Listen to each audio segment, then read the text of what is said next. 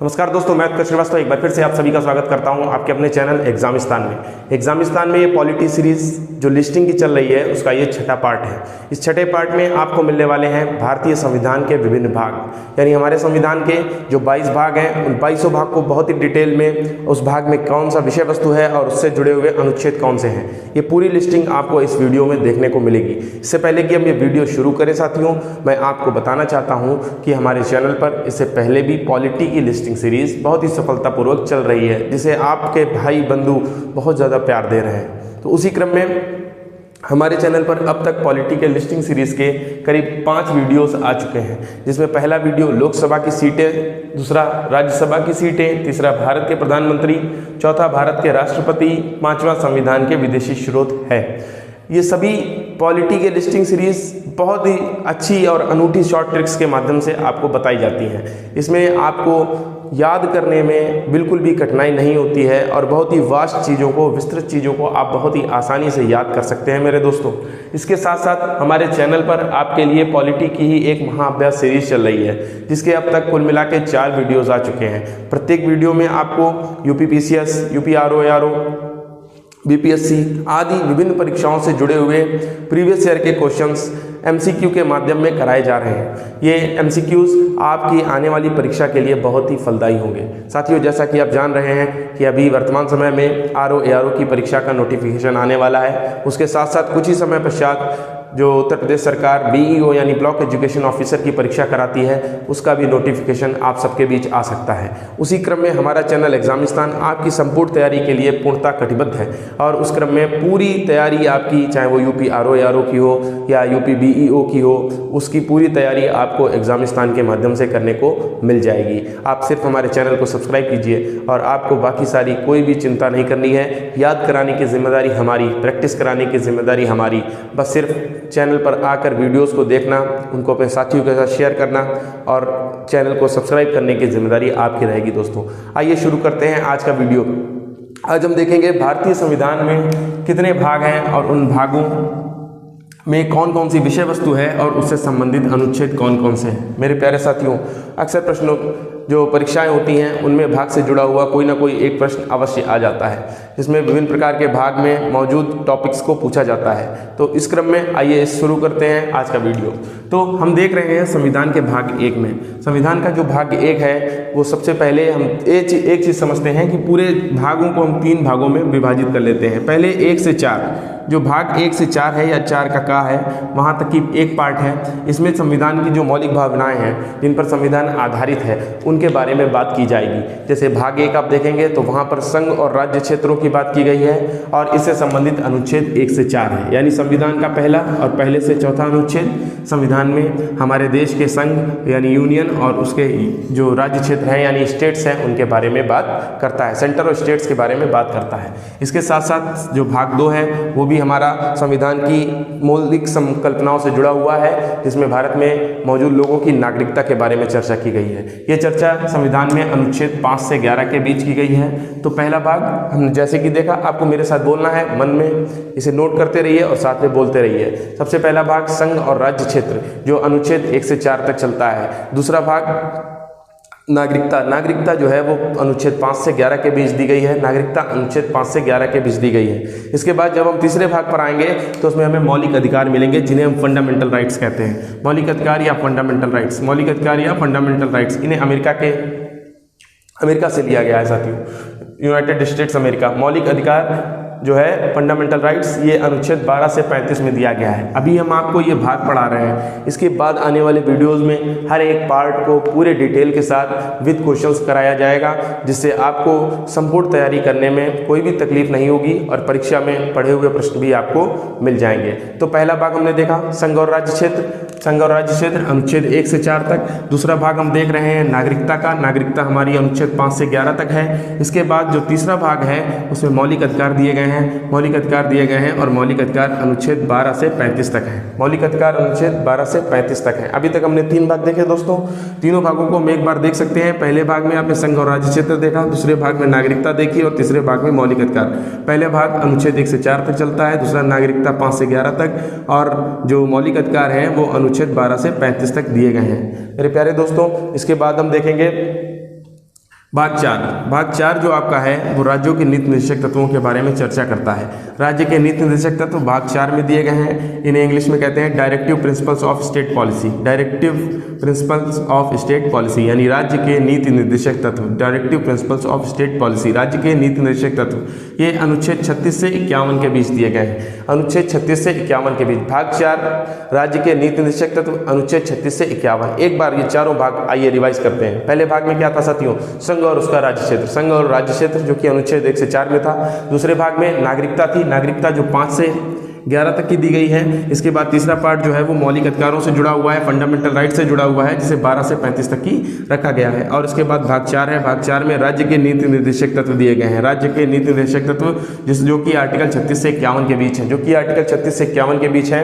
अब 4 तक मैं उम्मीद कर रहा हूँ आपको बिल्कुल पक्का याद हो गया होगा। अगर बार बार हमारे साथ बोल रहे हैं, रिवाइज कर रहे हैं, तो ये याद करना बहुत ही आसान है साथियों। इसके बाद भाग 4 का जो है वो अलग से जोड़ा गया, जिसमें भी का जुड़ा हुआ हो। इसका अर्थ ये है कि उसे किसी न किसी संविधान संशोधन के माध्यम से वापस संविधान के भागों में जोड़ा गया है। तो मौलिक कर्तव्य भाग 4 में है। मौलिक कर्तव्य का मतलब है फंडामेंटल ड्यूटीज। इन्हें हम कहते हैं फंडामेंटल ड्यूटीज यानी कि मौलिक कर्तव्य। अगर हमारे कुछ संवैधानिक अधिकार हैं, मौलिक अधिकार हैं, तो हमारे पास कुछ मौलिक कर्तव्य भी होने चाहिए। ऐसी मानना था गवर्नमेंट का जब उन्होंने ये मौलिक कर्तव्य जोड़े। ये मौलिक कर्तव्य याद रखिएगा साथियों, सरदार स्वर्ण सिंह समिति की अनुशंसा पर। सरदार स्वर्ण सिंह समिति, ये प्रश्न अक्सर पूछा जाता है कि किस समिति की अनुशंसा पर इन्हें जोड़ा गया, तो याद रखिएगा सरदार स्वर्ण सिंह समिति की अनुशंसा पर। और 42वें संविधान संशोधन 1976 के द्वारा जोड़े गए हैं। 42वें संविधान संशोधन 1976 के द्वारा हमारे संविधान में जोड़े गए हैं। क्या?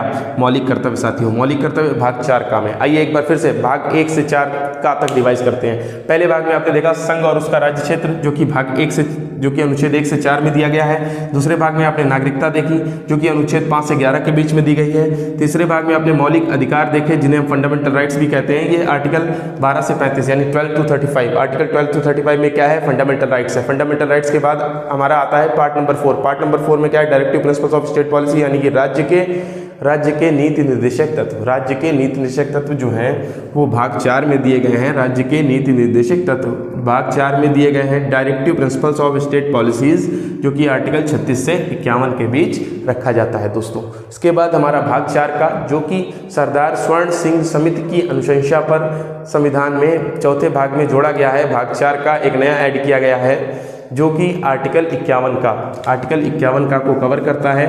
और 42वें संविधान संशोधन 1976 के द्वारा इसे हमारे संविधान में साथियों जोड़ा गया है। उम्मीद कर रहा हूं दोस्तों आपको ये पाठ समझ में आ रहे होंगे। अब तक ये 4 तक आपको बिल्कुल रिवाइज हो गए होंगे। ये हमारे संविधान की मौलिक संकल्पनाएं हैं। इसके बाद जब हम 5वें पार्ट से शुरू करेंगे, तो वहाँ से हमारे देश में या संविधान में जो हमारे देश के विभिन्न क्षेत्र हैं उनको कवर किया जाएगा। जैसे कि जो 5वां भाग है वो संघ को कवर करता है। संघ का मतलब सेंटर या यूनियन भी कह सकते हैं इसे। संघ का मतलब जो संघ की सरकारें हैं, संघ की कार्यपालिका है, संघ की व्यवस्थापिका है, संघ की न्यायपालिका है। इन सब चीज़ों को कवर किया जाएगा आपके संविधान के भाग 5 में। भाग 5 में क्या है साथियों? संघ को किस अनुच्छेद से किस अनुच्छेद के बीच रखा गया है, इसे देखते हैं। अनुच्छेद 52 से 151, अनुच्छेद 52 से 151, अनुच्छेद 52 से 151। 52 से शुरू होते हुए अनुच्छेद 151 तक जाएगा भाग 5, जिसमें संघ रखा गया है। इसके बाद भाग 6 आएगा। भाग 6 में हम देखेंगे राज्य को। भाग 6 में हम देखेंगे राज्य को। भाग 6 में हम देखेंगे राज्य को। राज्य हमारा 152 से 237 तक जाएगा। आर्टिकल 152 से 237 तक जाएगा। राज्य की जो संकल्पना है, जिसमें राज्य की विधायिका, राज्य की कार्यपालिका, राज्य की या न्यायपालिका, ये सारी चीज़ें हम जो पढ़ेंगे वो राज्य के पार्ट में पढ़ेंगे, भाग 6 में पढ़ेंगे और आर्टिकल 152 से 237 के बीच में पढ़ेंगे। आर्टिकल 152 से 237 के बीच में पढ़ेंगे। 7वां जो भाग है साथियों, ये इंपॉर्टेंट नहीं है, इसलिए आपको सबसे महत्वपूर्ण चीज़ क्या होती है किसी भी परीक्षा को पास करने की या किसी भी परीक्षा की तैयारी उचित ढंग से करने की? वो महत्वपूर्ण चीज़ ये होती है कि हमें ये पता होना चाहिए कि हमें पढ़ना क्या है। ये चीज़ सभी बच्चे जानते हैं कि हमें पढ़ना क्या है, लेकिन जो सच्चाई में हमें काम करना होता है वो ये है कि हमें क्या नहीं पढ़ना है, क्योंकि हमारे आसपास बहुत ही ज़्यादा वास्ट मात्रा में रिसोर्सेज मौजूद हैं। और इस तरीके से इस कारण हम क्या होता है कि हम अत्यधिक चीज़ें पढ़ते रहते हैं, जो कि अननेसेसरी होती हैं और बिना किसी क्रम के होती हैं, और हमारी तैयारी समय निकलता जाता है, फिर भी कोई भी तैयारी नहीं हो पाती। इसलिए ज़रूरी है कि जो नहीं पढ़ना है उसे छोड़ते चलें, एलिमिनेट करते चलें, और जो परीक्षा उपयोगी है यानी जो इम्पोर्टेंट है उसी की पढ़ाई हम लगातार करते रहें साथियों। तो इसी के क्रम में हम 7वां पार्ट ये छोड़ रहे हैं, क्योंकि ये पार्ट आर्टिकल 238 में दिया गया है और इसे निरसित कर दिया गया है साथियों। इसके बाद 5 में हमने संघ को देखा, 6 में राज्य को देखा।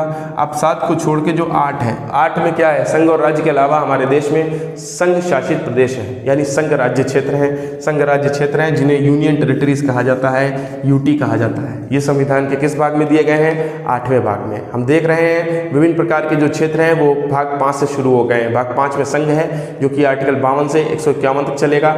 राज्य है जो आर्टिकल 152 से 237 तक चलेगा। इसके बाद 7 को छोड़कर 8वें भाग में संघ राज्य क्षेत्र हैं। संघ राज्य क्षेत्र यानी यूनियन टेरिटरीज, और जो यूनियन टेरिटरीज हैं साथियों वो आर्टिकल 239 से 242 तक देखने को मिलेंगी। ये भाग 8 तक हमने पूरी कवर कर ली। यहाँ पर संविधान के भाग एक बार सारे भाग रिवाइज करते हैं साथियों। पहला भाग संघ और उसका राज्य क्षेत्र। संघ और उसका राज्य क्षेत्र अनुच्छेद 1 से 4 के बीच में आएगा। दूसरा भाग जो है वो नागरिकता को कवर करेगा और अनुच्छेद 5 से 11 के बीच में आएगा। तीसरा भाग मौलिक अधिकारों को कवर करेगा, फंडामेंटल राइट्स को कवर करेगा, जो कि आर्टिकल 12 से 35 के बीच में देखने को मिलेगा। ये पूरा डिटेल में पढ़ाऊंगा आपको मौलिक अधिकार, थोड़ा समय लगेगा। बस जैसे जैसे हम क्रमानुसार पढ़ते रहेंगे आपके सारे टॉपिक्स पॉलिटी के खत्म होते रहेंगे और तैयारी संपूर्ण होती रहेगी।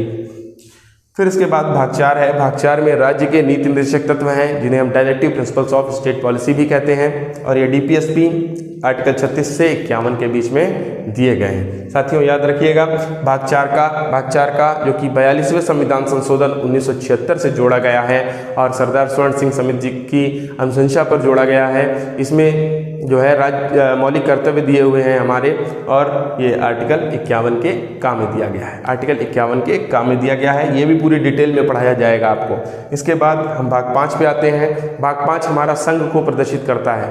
भाग 5 हमारा संघ के लिए लागू होता है, जो कि आर्टिकल 52 से 151 तक चलता है। जब भाग 6 देखते हैं तो राज्य आता है। राज्य 152 से 237 तक जाएगा, और राज्य के बाद भाग 7 को छोड़ते हुए 8वें भाग पर आएंगे तो हमारे संघ राज्य क्षेत्र जिन्हें हम यूनियन टेरिटरीज भी कहते हैं, ये अनुच्छेद 239 से 242 के बीच में आपको मिल जाएंगे। अनुच्छेद 239 से 242 तक क्या, संघ राज्य क्षेत्र। इसके बाद जब भाग 9 देखेंगे तो भाग 9 में केंद्र सरकार, राज्य सरकार, संघ राज्य क्षेत्र, उसके नीचे पंचायतें यानी लोकल गवर्नमेंट्स, पंचायतों में भाग 9 में पंचायत है। और इसके बाद कुछ संविधान संशोधन 73वां और 74वां किया गया, जो कि 1992 और 93 में किए गए। उसके जरिए विभिन्न प्रकार के 2 भाग इसमें जोड़े गए। इसमें 9 के क में आपको नगर पालिकाएँ मिलती हैं और 9 के ख में आपको मिलती हैं सहकारी समितियां साथियों। 9 क में नगर पालिकाएँ और 9 ख में सहकारी समितियां। 9 क में नगर पालिकाएँ और 9 ख में सहकारी समितियां।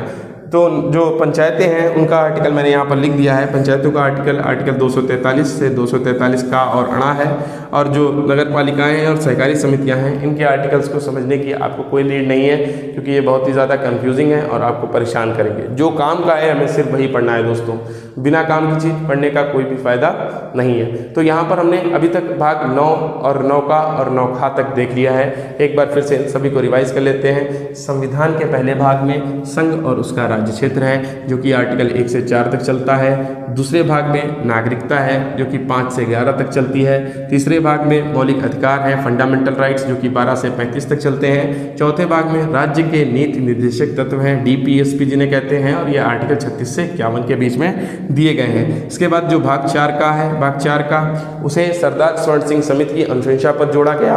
42वें संविधान संशोधन 1976 में जोड़ा गया और मौलिक कर्तव्य रखा गया है इसमें, और आर्टिकल 51 का भी जोड़ा गया है। इसके बाद हमने ये मौलिक संकल्पनाओं के बाद आ जाते हैं विभिन्न प्रकार के क्षेत्र, जिसमें 5 से लेके 9 तक हम देखेंगे। भाग 5 से 9 तक विभिन्न प्रकार के क्षेत्र हैं। भाग 5 में है संघ क्षेत्र यानी संघ का पूरा ब्यौरा। संघ आर्टिकल 52 से 151 तक है। राज्य आर्टिकल 152 से 237 तक है। इसके बाद 7वां छोड़ के 8वां भाग जो है वो संघ राज्य क्षेत्र यानी यूनियन टेरिटरीज, जो कि 239 से 242 तक है। और 9वां भाग जो है पंचायतों का, जिसमें पंचायतें आएंगी, और 9 का और 9 का जो है नगर पालिकाएँ और सहकारी समितियों से संबंधित है, जो कि आर्टिकल 243 और 243 का से अणा तक कवर करती हैं पंचायतें। और जो नगर पालिकाओं के विभिन्न प्रकार के अनुच्छेद है उनकी आपको आवश्यकता नहीं है साथियों, वो बहुत कंफ्यूजिंग है। इसलिए आगे बढ़ते हैं 10वें भाग की तरफ। आइए देखते हैं साथियों भाग 10। पहले 9 भाग हम लोगों ने बिल्कुल अच्छे से प्रिपेयर कर लिए हैं, तैयार कर लिए हैं। अब आगे के जो 10 भाग हैं 20 तक हम वो देखेंगे। यहाँ पर आपको 11 पूरे भाग मिलेंगे 10 से लेके 20 तक। आइए देखते हैं भाग 10 में क्या बताया गया है। भाग 10 भी 5 से लेके 10 के बीच का ही एक हिस्सा है। भाग 5 से 10 के बीच जो विभिन्न क्षेत्र दिए गए हैं उनका ही एक हिस्सा है। इसके क्रम में भाग 10 में हम देख रहे हैं अनुसूचित जाति और अनुसूचित जनजाति के क्षेत्र। अनुसूचित जाति और अनुसूचित जनजाति से संबंधित क्षेत्र जिन्हें हम शॉर्ट में याद रखेंगे SC ST से संबंधित क्षेत्र या SC ST के क्षेत्र, SC ST के संबंधित क्षेत्र या SC ST के क्षेत्र, जिन्हें हम आर्टिकल 244 से 244 का में देखेंगे। आर्टिकल 244 और 244 के का पार्ट में देखेंगे। 244 और 244 का पार्ट में क्या देखेंगे हम दोस्तों? SC ST क्षेत्र यानी अनुसूचित जाति और अनुसूचित जनजाति के क्षेत्र, जो कि भाग 10 में है। इसी के साथ हम भाग 5 से 10 एक बार फिर से रिवाइज करते हैं, जो विभिन्न प्रकार के क्षेत्रों को कवर करता है। भाग 5 संघ को कवर करता है, जो कि आर्टिकल 52 से 151 तक चलता है। भाग 6 राज्य को कवर करता है, जो कि अनुच्छेद 152 से 237 तक चलता है। इसके बाद भाग 7 को छोड़कर 8 संघ राज्य क्षेत्रों को कवर करता है, जो कि अनुच्छेद 239 से 242 के बीच चलता है साथियों। और जो भाग 9 है वो पंचायतों को कवर करता है, जो कि 243 और 243 का से अणा तक कवर करता है। इसके बाद 9 का का और 9 का खा। 9 के का में नगर पालिकाओं को देखते हैं और 9 के खा में सहकारी समितियों को देखा था। अब भाग 10 अभी हमने देखा, जो कि अनुच्छेद 244 और 244 के का में है, जिसमें हम SC ST क्षेत्रों के बारे में जानेंगे। इसके बाद हम देखते हैं भाग 11 को। भाग 11 से आपके विभिन्न प्रकार के संबंधों के बारे में चर्चा होने लगेगी, 11 से लेकर 14 तक, जिसमें भाग 11 में केंद्र राज्य संबंध की बात की गई है। केंद्र और राज्य का क्या संबंध है, सेंटर स्टेट का क्या रिलेशन है और उनसे जुड़े हुए आर्टिकल कौन कौन से हैं, ये हम भाग 11 में देखेंगे संविधान में, जो कि हमारा आर्टिकल 245 से 263 चलेगा। 245 से 263 संविधान के केंद्र और राज्य के संबंध, केंद्र राज्य का संबंध यानी centre state relations. Centre state relations जो हैं वो आर्टिकल 245 से 263 तक देखेंगे। इसके बाद भाग 12 देखेंगे। 12 और 13 याद रखिएगा, बहुत ज़्यादा इंपॉर्टेंट नहीं है पर आप पढ़ सकते हैं। 12 में क्या दिया गया है आपका? वित्त, संपत्ति, संविदा और वाद। 4 टॉपिक दिए गए हैं भाग 12 में। वित्त, संपत्ति, संविदा और वाद। वित्त, संपत्ति, संविदा और वाद। वित्त, संपत्ति, संविदा और वाद, जो कि आर्टिकल 264 से 300 के का में दिए गए हैं। आर्टिकल 264 से 300 के का में दिए गए हैं क्या? भाग 12 वित्त, संपत्ति, संविदा और वाद। 264 से 300 का आर्टिकल 264 से 300 का वित्त, संपत्ति, संविदा और वाद। भाग 12 के बाद भाग 13 में आते हैं। जब हम भाग 13 में आएंगे तो आपको मिलेगा भारतीय राज्य क्षेत्र के भीतर व्यापार, वाणिज्य और समागम। भारतीय राज्य क्षेत्र के भीतर व्यापार, वाणिज्य और समागम, शॉर्ट में कहें तो व्यापार, वाणिज्य और समागम in Indian reason. Indian reason यानी भारतीय राज्य क्षेत्र के भीतर व्यापार, वाणिज्य और समागम की जो बात की गई है वो 12वें भाग के बाद 13वें भाग में की गई है। 12वें भाग के बाद 13वें भाग में व्यापार, वाणिज्य और समागम भारतीय राज्य क्षेत्र के भीतर, ये अनुच्छेद 301 से 307 तक ले जाया गया है। 301 से 307 तक ले जाया गया है। इससे पूर्व हमने 10, 11, 12 देखे। 10वें भाग में क्या था? SC ST क्षेत्र, जो कि 244 और 244 का में थे। भाग 11 में क्या था? 11 से चीज़ें बदल गई थी, केंद्र और राज्य संबंध आ गए थे, जो कि 245 से 263 तक देखे आपने साथियों। इसके बाद हमने अगला जो भाग देखा वो क्या था? वित्त, संपत्ति, संविदा और वाद, जो कि आर्टिकल 264 से 300 का 300 का सुन के आपको कुछ याद आता होगा दोस्तों। एक मौलिक अधिकार था, जिसे पहले मौलिक अधिकार से बदलकर कानूनी अधिकार बना दिया गया था दोस्तों। वो कौन सा अधिकार था आप याद करिए? वो अधिकार था संपत्ति का अधिकार। संपत्ति का अधिकार मौलिक अधिकार ना होके अब कौन सा अधिकार हो गया है? कानूनी अधिकार हो गया है, जो कि आर्टिकल 300 के का में जोड़ दिया गया था। वो भाग किस में आ गया है? अब भाग नंबर 12 में आ गया है दोस्तों। भाग 13 हमने देखा व्यापार, वाणिज्य और समागम, जो कि भारतीय राज्य क्षेत्र में ये दिया गया है आर्टिकल 301 से 307 के बीच, आर्टिकल 301 से 307 के बीच। इसके बाद अगला जो भाग है भाग 14 हमारा केंद्र राज्य के अधीन सेवाएं, केंद्र और राज्य के अधीन सेवाओं की बात करता है। केंद्र और राज्य के अधीन सेवाओं का अर्थ क्या है? जैसे कि आपने विभिन्न प्रकार की सर्विसेज के बारे में सुना है, यूनियन पब्लिक सर्विस कमीशन यानी संघ लोक सेवा आयोग, राज्य लोक सेवा आयोग, ये सभी अनुच्छेद 308 से 323 के बीच आते हैं और भाग 14 में आते हैं। भाग 14 में केंद्र राज्य के बीच सेवाएं, केंद्र राज्य के अधीन सेवाएं, आर्टिकल 308 से 323, 308 से 323 केंद्र राज्य के अधीन सेवाएं, भाग 14। भाग 13 में क्या था? भारतीय राज्य क्षेत्र में व्यापार, वाणिज्य और समागम, जो कि आर्टिकल 301 से 307 तक दिया गया था। इसके बाद आता है भाग 15। यहाँ 14 तक की हमारा ये पार्ट दूसरा वाला भी खत्म हो जाता है। 14 तक दूसरा पार्ट, जिसमें 11, 12, 13 और 14 आर्टिकल दिए गए हैं। आर्टिकल 11 में केंद्र राज्य के बीच संबंध है 245 से 263।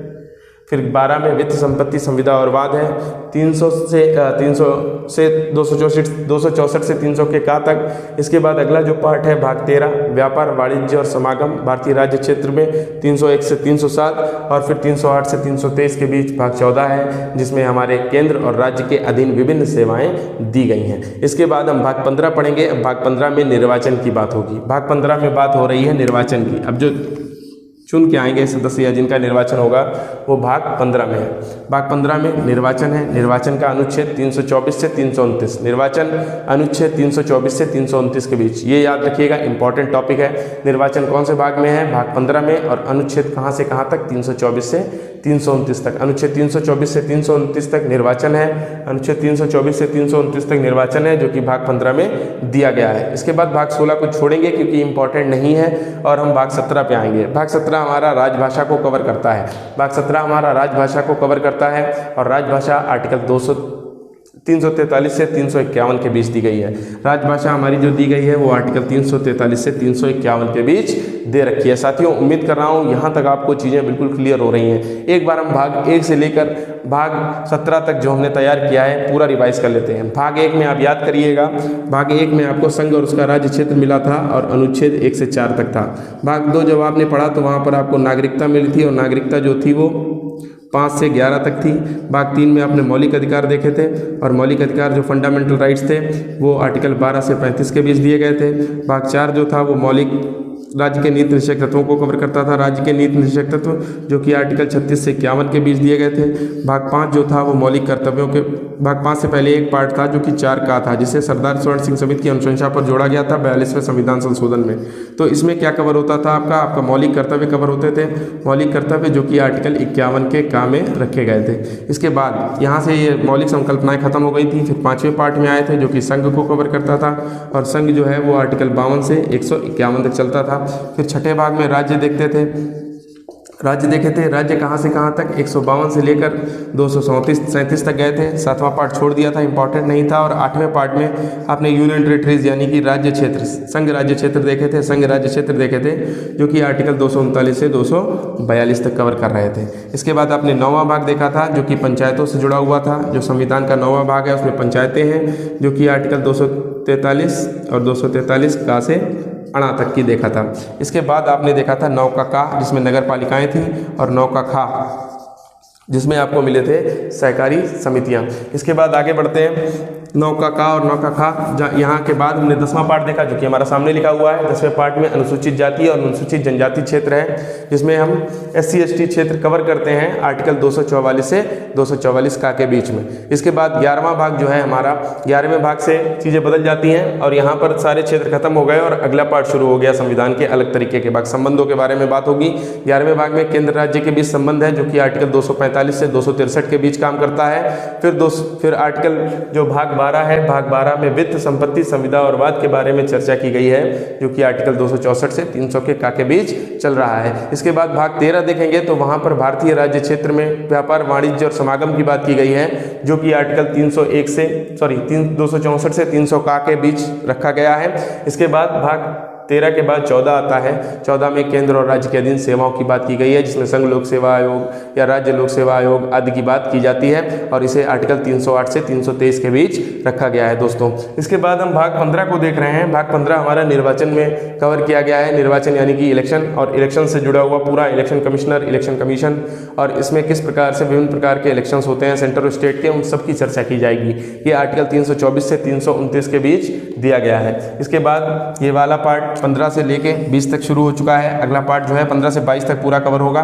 15 में निर्वाचन है जो कि आर्टिकल 324 से 329 तक है। 16 इंपॉर्टेंट नहीं है, छोड़ दीजिए, जो चीज़ इंपॉर्टेंट नहीं है उसे पढ़ने की कोई भी ज़रूरत नहीं। फिर 17वें भाग में राजभाषा है, जो राजभाषा है वो हमारा आर्टिकल 343 से 351 के बीच में इसकी चर्चा की गई है। राजभाषा की बात की जा रही है, राष्ट्रभाषा की बात नहीं की जा रही है, क्योंकि राष्ट्रभाषा नहीं होती है हमारे देश में, बल्कि एक राजभाषा की चर्चा की गई है। फिर 17वें भाग में राजभाषा है और 18वां भाग जब हम देखेंगे तो यहाँ पर हमें आपात उपबंध मिल जाएंगे जो कि इमरजेंसी प्रोविजंस हैं। इमरजेंसी प्रोविजंस जो दिए गए हैं वो 352 से 360 के बीच में दिए गए हैं। 3 प्रकार की इमरजेंसीज लगती हैं ये, जिसमें पहली नेशनल इमरजेंसी 352 में दी गई है, दूसरी स्टेट इमरजेंसी या जिसे राष्ट्रपति शासन भी कहा जाता है ये 356 में दी गई है, और तीसरी इमरजेंसी 360 में है जिसे हम वित्तीय आपात के नाम से जानते हैं, जो कि अब तक भारत में कभी भी लागू नहीं हुआ है दोस्तों। इसके बाद 18वां भाग में आपात उपबंध है। आपात उपबंध के बाद 19वां भाग फिर से प्रकीर्ण के नाम से है, जिसका कोई भी इंपॉर्टेंस नहीं है और आप परीक्षा में पूछे जाने योग्य नहीं है, उसे भी छोड़ देते हैं। फिर 20वां भाग देखते हैं। 20वें भाग में संविधान संशोधन पर चर्चा की गई है। संविधान संशोधन यानी कॉन्स्टिट्यूशनल अमेंडमेंट, कि संविधान में यदि कोई नया कुछ अपडेट करना है, कुछ बदलना है तो उसको किस प्रकार से किया जाता है, इस बात की चर्चा संविधान संशोधन में की गई है। और इसके लिए सिर्फ एक आर्टिकल लिया गया है, आर्टिकल 368। आर्टिकल 368 में संविधान संशोधन की बात की गई है। एक बार फिर से हम अपने इस पेज के सारे पार्ट्स को रिवाइज कर लेते हैं जिससे कि हमें ये चीज़ कवर हो जाए। भाग 10 में हमने देखा अनुसूचित जाति और अनुसूचित जनजाति क्षेत्र यानी SC/ST के क्षेत्र, जो कि आर्टिकल 244 और 244 का में दिए गए हैं। भाग 11 में हमने देखा केंद्र राज्य संबंध, सेंटर स्टेट रिलेशंस, जो कि 245 से 263 में दिए गए हैं। भाग 12 में वित्त, संपत्ति, संविदा और वाद की बात की गई है, जो कि 264 से 300 के का में दिया गया है। 300 का आर्टिकल वही है जो मौलिक अधिकार से हटाकर अब कानूनी अधिकार बनाया गया है, जिसे संपत्ति का अधिकार भी कहा जाता है। इसके बाद भाग 13 है। भाग 13 में भारतीय राज्य क्षेत्र के भीतर व्यापार, वाणिज्य और समागम की बात की गई है, आर्टिकल 301 से 307 के बीच। फिर उसके बाद भाग 14 आता है जिसमें केंद्र राज्य के अधीन सेवाओं की बात की गई है, जो कि लोक सेवा आयोग से हैं, उनके बारे में बात की गई है, आर्टिकल 308 से 323 के बीच। इसके बाद भाग 15 शुरू होता है, 15 से लेकर 22 तक। 15 में हमने निर्वाचन देखा 324 से 329, 16 छोड़कर 17 में राजभाषा देखी 343 से 351 के बीच। और उसके बाद 18वें भाग में हमने देखा आपात उपबंध, विभिन्न प्रकार के आपात उपबंध जो हैं, इमरजेंसी प्रोविजन जो हैं 352 से 360, जो कि 3 प्रकार के आपात उपबंध हमारे देश में लागू होते हैं। इसके बाद अगला पार्ट 19वां छोड़ देते हैं और 20वें पार्ट में हमें मिल जाती है संविधान संशोधन की बात। संविधान संशोधन आर्टिकल 368। इसके अलावा हमारे पास 2 अन्य भाग बचे हुए हैं, भाग 21 और भाग 22। उन्हें देखते हैं। अगला भाग 21। आइए देखते हैं अगला भाग, जो कि है भाग 21। 21 और भाग 22 भाग भी इतने ज़्यादा इंपॉर्टेंट नहीं है दोस्तों, तो इसलिए हम इन्हें खाली एक बार समझ लेते हैं, देख लेते हैं, और बहुत ज़्यादा परीक्षा में पूछे जाने वाले भागों में से ये नहीं है दोस्तों। तो भाग 21 में हम देखेंगे, भाग 21 में जो दिया गया है वो अस्थायी, फिर संक्रमणकालीन, फिर विशेष उपबंध दिए गए हैं। अस्थायी, संक्रमणकालीन और विशेष उपबंध आर्टिकल 21 या भाग 21 में दिए गए, भाग 21 में संक्रमणकालीन, अस्थायी और विशेष उपबंधों की चर्चा की गई है। अस्थायी, संक्रमणकालीन और विशेष उपबंधों की चर्चा की गई है। भाग 21 में अस्थायी, संक्रमणकालीन और विशेष उपबंध भाग 21 में दिए गए हैं, जिससे संबंधित अनुच्छेद है 369 से 392। 369 से 392 जो अनुच्छेद हैं वो भाग 21 में दिए गए हैं और इसमें अस्थायी, संक्रमणकालीन और विशेष उपबंधों की चर्चा की गई है। 369 से 392 कैसे याद रख सकते हैं? 369 से 392 भाग 21 में है। याद करिए, भाग 20 में आपात उपबंध थे, भाग 20 में जो है वो आपके संविधान में संशोधन था, जो कि आर्टिकल 368 था। और भाग 21 में जब हम आएंगे तो 368 के बाद 369 आएगा और 369 से 392 तक हमारे सभी अस्थायी, संक्रमणकालीन और साथ ही साथ विशेष उपबंध दिए गए हैं भाग 21 में। भाग 21 के बाद भाग 22 आएगा। भाग 22 में आप देखेंगे संक्षिप्त नामों के बारे में, प्रारंभ के बारे में, हिंदी में प्राधिकृत पाठ के बारे में और निरसन के बारे में। संक्षिप्त नाम 4 टॉपिक्स दिए गए हैं, चारों टॉपिक्स याद रखिए। संक्षिप्त नाम, प्रारंभ, हिंदी में प्राधिकृत पाठ और निरसन।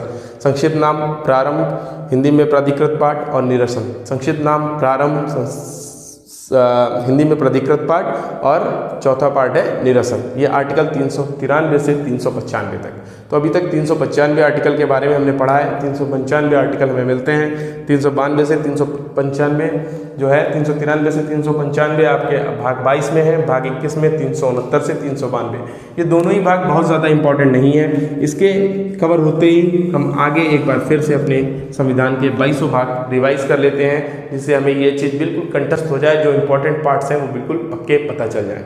पहला भाग हमारा हम एक बार में लिखे ले रहे हैं, 1 2 3 4 तक की पहले 4 भाग इंपॉर्टेंट हैं और 4 का भी इसका ही भाग है, जो कि संविधान की मौलिक संकल्पनाओं के बारे में चर्चा करते हैं। पहले भाग में आपने देखा था संघ और राज्य क्षेत्र, संघ और उसके राज्य क्षेत्र, संघ और उसके राज्य क्षेत्र, संघ और उसके राज्य क्षेत्र, संघ और उसके राज्य क्षेत्र, जो कि आर्टिकल 1 से 4 में आए थे।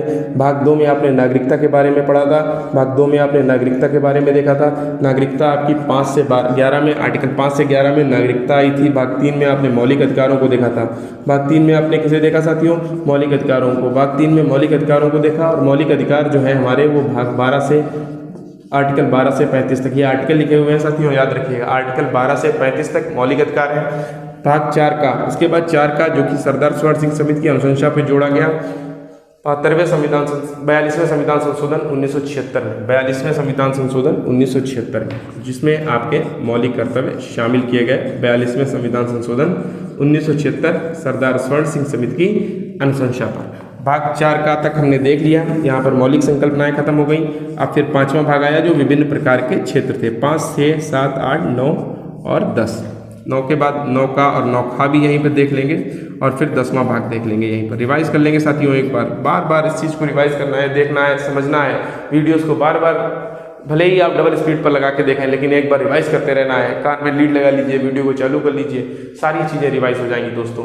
इसी के साथ जो लिस्टिंग सीरीज़ और भी हैं, अगर आप इनको देखेंगे तो आपको मज़ा आ जाएगा दोस्तों, क्योंकि सारी ही चीज़ें बहुत ही बेहतरीन शॉर्ट ट्रिक्स के माध्यम से कवर की गई। लोकसभा की सीटें बहुत अच्छे से रिवाइज करके पढ़ाई गई हैं, राज्यसभा की सीटें बहुत अच्छे से रिवाइज करके पढ़ाई गई हैं, भारत के प्रधानमंत्री, राष्ट्रपति, संविधान के विदेशी स्रोत, ये सब विभिन्न प्रकार की शॉर्ट ट्रिक्स से बहुत ही आसानी से सिखाया गया है प्यारे दोस्तों। महाअभ्यास सीरीज, जिसमें प्रत्येक वीडियो में 50 प्रीवियस ईयर के क्वेश्चन से प्रैक्टिस कराई जाती है। अगर आप ये देखेंगे तो आपका संसद टॉपिक बिल्कुल कवर हो जाएगा, और विभिन्न प्रकार की परीक्षाओं में आने वाले प्रश्नों के लिए आप बिल्कुल तैयार हो जाएंगे। तो हमारा 5वां भाग संघ को कवर